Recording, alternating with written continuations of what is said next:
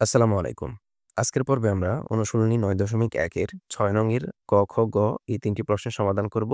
তাহলে চলো শুরু করা যাক। ৬ এর ক নং প্রশ্নটি হচ্ছে 1/sec square a plus 1/cosec square a সমান 1।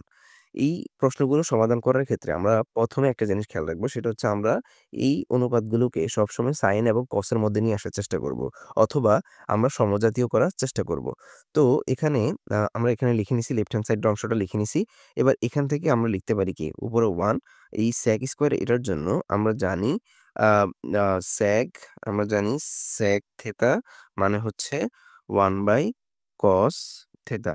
মানে sec হচ্ছে cos এর বিপরীত। আবার আমরা জানি cosec থিটা মানে হচ্ছে 1/sin থিটা। এই ব্যাপারগুলো কিন্তু এই বেসিক ব্যাপারগুলো আ বা ১ম পর্বে আলোচনা করা হয়েছে। তোমরা অবশ্যই কিন্তু পর্বটি দেখে নিবে। আ তাহলে এখানে আমরা লিখতে পারি উপরে হচ্ছে 1 আর sec স্কয়ার এটার জন্য আমরা লিখতে পারি উপরে 1 এই sec এর জন্য আমরা লিখতে পারি 1/cos আর এখানে যেহেতু স্কয়ার আছে তার মানে 1/cos স্কয়ার a। এরপর হচ্ছে মাঝখানে যোগ চিহ্ন। এখানে আমরা উপরে 1 লিখলাম। cosec স্কয়ার এটার জন্য আমরা লিখতে পারি উপরে 1 নিচে হচ্ছে sin স্কয়ার a। এই ব্যাপারটা আমরা এখানে ইউজ করছি। তাহলে এখান থেকে আমরা লিখতে পারি আ এখানে আমরা সরাসরি লিখতে পারি হচ্ছে cos square a plus sin square a। এই ব্যাপারটা কিভাবে হয় একটু খেয়াল করেন। এখানে হচ্ছে কত 1 এরপর এখানে ভাগ চিহ্ন মানে এই ভাগ চিহ্ন আছে। এখানে আমরা ভাগ দিলাম। এরপরে এখানে হচ্ছে 1 নিচে হচ্ছে cos স্কয়ার a বা এখান থেকে আমরা কি লিখতে পারি? 1 লিখতে পারি। এই ভাগটাকে আর যদি আমরা গুণ চিহ্ন হিসেব করি তাহলে এখানে cos উপরে চলে যাবে। তাহলে cos স্কয়ার a উপরে থাকবে আর নিচে হবে 1। তো এখানে আমরা এটাকে গুণ করলে এখানে হবে কি? cos square a। আর এখানে ঠিক এই sin স্কয়ার এর ক্ষেত্রে একই রকম হবে। তো আমি বলতে চাচ্ছি এইটা পুরোপুরি এইটুকু পুরোটা দেখানোর দরকার নেই। আমরা জাস্ট যদি উপরে 1 নিচে যদি এরকম ভগ্নাংশ থাকে তাহলে নিচের যে অংশটা আছে এটাকে আমরা উপরে লিখে দিব। মানে এই উপরের যেটা থাকবে এটার সাথে আমরা গুণ করে দিব। সেক্ষেত্রে এখানে আমরা পাবো cos স্কয়ার a একইভাবে এখানে পাবো হচ্ছে sin স্কয়ার a। আবার আমরা জানি sin square theta plus cos square theta মানে হচ্ছে 1 বা cos square theta plus sin square theta একই কথা। সেক্ষেত্রে এখানে আমরা 1 লিখতে পারি। এটাই হচ্ছে রাইট হ্যান্ড সাইড। আর প্রমাণ করতে বলা হয়েছে তাহলে এখানে আমরা লিখতে পারি প্রুভড। এরপর খ নং প্রশ্নের ক্ষেত্রে এই অংশটি সমান 1 প্রমাণ করতে হবে। তো আমরা লেফট হ্যান্ড সাইড এটা লিখে নিছি। এবার এখানেও আমরা সেম মানে sin cos এর মধ্যে নিয়ে আসার চেষ্টা করব। এখানে অলরেডি cos আছে। তাহলে এখানে হবে 1/cos স্কয়ার a মাইনাস এখানে উপরে হচ্ছে 1 আর cot থিটা মানে হচ্ছে আ cos theta by sin theta.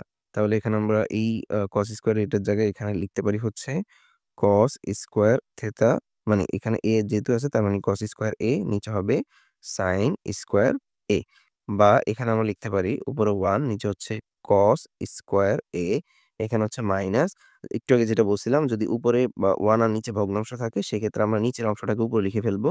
তার মানে এখানে হবে sin স্কয়ার a নিচে হবে cos স্কয়ার a। এবার দেখেন এটা একই সমজাতীয়। এক্ষেত্রে আমরা এখানে লসাগু করতে পারি। লসাগু হবে cos স্কয়ার a এটা মিল আছে। তার মানে উপরে হবে 1 এখানে হচ্ছে মাইনাস এটা মিল আছে। উপরে হবে sin স্কয়ার a। এই ব্যাপারগুলো কিন্তু আমরা পার্ট ২, ৩ এর মধ্যেও কিন্তু আলোচনা করেছি। অর্থাৎ উদাহরণের অঙ্কগুলো করার ক্ষেত্রেও কিন্তু আমরা আলোচনা করেছি। এটা কিভাবে হয়?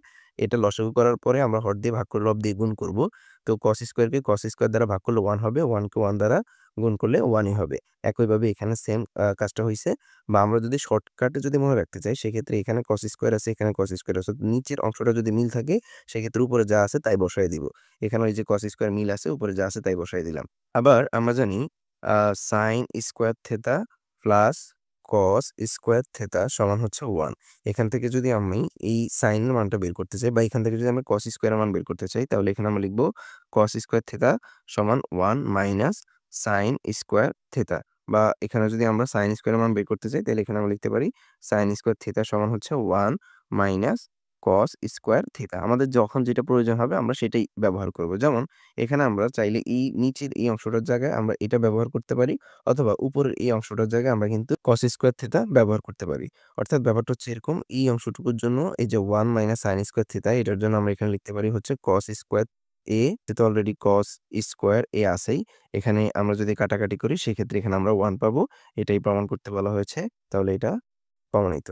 আজকের পর্বে সর্বশেষ আ আমরা সমাধান করব 1/sin square minus 1/tan square সমান 1। তো এখানে আমরা লেফট হ্যান্ড সাইড লিখে নিছি।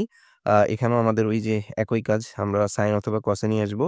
তাহলে এখানে 1 এখানে অলরেডি sin আছে। তার মানে এখানে আমরা sin স্কয়ার এ লিখতে পারি। আর এখানে আমরা লিখতে পারি হচ্ছে উপরে 1 নিচে হচ্ছে tan এর জন্য আমরা লিখতে পারি।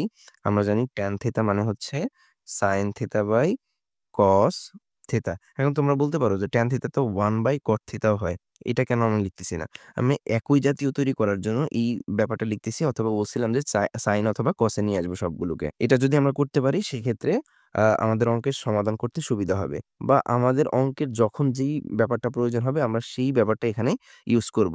তো এখানে আমরা লিখতে পারি হচ্ছে আ sin স্কয়ার a আর নিচে হবে cos স্কয়ার a। বা এখান থেকে আমরা লিখতে পারি উপরে হচ্ছে 1 নিচে হচ্ছে sin স্কয়ার a এখানে মাইনাস এই যে 1 এর নিচে ভগ্নাংশ আছে সেক্ষেত্রে এটা হয়ে যাবে উপরে অর্থাৎ এখানে cos স্কয়ার a এটা কিন্তু এই 1 এর সাথে গুণ করেই কিন্তু লেখা হইছে। আর নিচে হচ্ছে sin স্কয়ার a।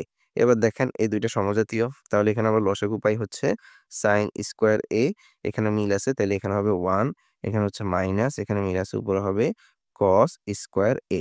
ওই একইভাবে আমরা এখানে লিখতে পারি আ আ sin স্কয়ার a কারণ আমরা জানি sin স্কয়ার থিটা মানে হচ্ছে 1 মাইনাস cos স্কয়ার থিটা। তাইলে 1 মাইনাস cos স্কয়ার থিটার জায়গায় আমরা sin স্কয়ার থিটা লিখলাম। আর নিচে sin স্কয়ার a আছে। এটা কাটাকাটি করলে উপরে 1 থাকে, নিচে 1 থাকে। 1 কে 1 দ্বারা ভাগ করলে আমরা 1 পাবো। এটাই হচ্ছে রাইট হ্যান্ড সাইড। সুতরাং left hand side equal to right hand side proved. আজকে এই পর্যন্তই। পরবর্তী ক্লাসে আমরা ৭ নং প্রশ্নের সমাধান করব। পরবর্তী ক্লাস দেখার আমন্ত্রণ জানিয়ে এখানে শেষ করছি। আল্লাহ হাফেজ।